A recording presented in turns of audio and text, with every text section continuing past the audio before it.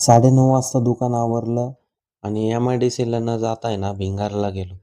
भिंगारला 50-60चं काम चालू होतं. ओमश्री नावाचं यांचं दुकान आहे आणि हे याच ठिकाणी 25 वर्ष झाले काम करतात. एकदम प्रामाणिकपणे काम करतात. रात्रीचे 9:30 वाजून गेलेले आहेत तरीसुद्धा हे वाइंडिंग चालू आहे. उद्या अर्जंटमध्ये द्यायचं असेल तर यांच्याकडे आम्ही पंखे रिपेअरिंगला टाकतो. एकदम चांगले उत्कृष्टरित्या हे पंखे वाइंडिंग करतात. त्यानंतर मग मी निघालो परत भिंगारकडं. इथनं 2 मिनिटाच्या अंतरावर फक्त भिंगार आहे. गाडीवर गेलं तर 1 मिनिटामध्ये पण लागू शकतं. भिंगारमध्ये गेल्या-गेल्या आहे ना आपण बऱ्याच दुकानदारांना लाइटिंग दिलेली. हे हटके वडापाव आहे. इथं लागलेल्या लाइटिंग पण त्या आपल्याच आहेत. भिंगारमध्ये आल्या-आल्या प्राउड फील होतं, की बाबा आपल्या लाइटिंग गावामध्ये लावल्यात कुणीतरी.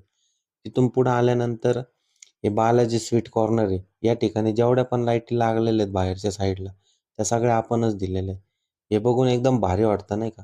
तर ही भिंगारची वेस पहिली इथं होती आणि तिथून थोडंसं पुढं गेले ना, ही शिवम इलेक्ट्रिकल आहे. ज्यावेळेस मी लाईटचे काम करायचो ना, त्यावेळेस आहे ना, या ठिकाणाहून मटेरियल घेऊन जायचो. मग इथनं 5च मिनिटाच्या अंतरावर आमचं घर आहे.